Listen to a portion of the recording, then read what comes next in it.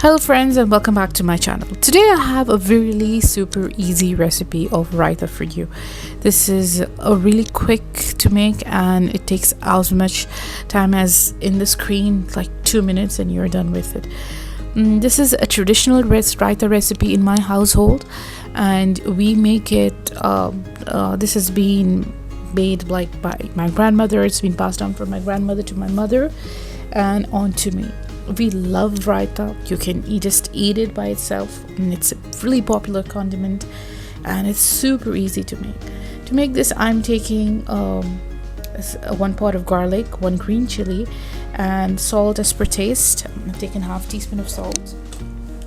To this I'm adding some peppercorns, like around 5 to 6 pieces, and I'm just going to crush it until they are like they're grounded really well. You can alternately take garlic paste if you already have it stored with you, and you can take pepper powder instead of peppercorns.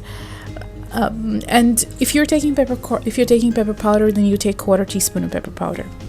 And this is all. To see the whole thing, it forms only 1 teaspoon of the whole mixture.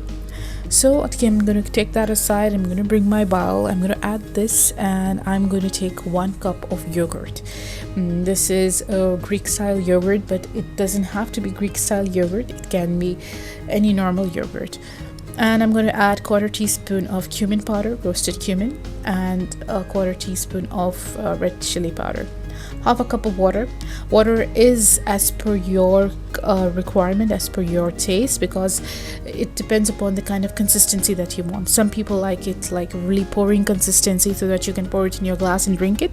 Otherwise you can just make it a thicker consistency, and it goes perfectly well with pulaus and biryanis, and oh my god, it's a delicious recipe. You must try it and let me know how did you like it. Thanks for watching and have a great day. Bye bye.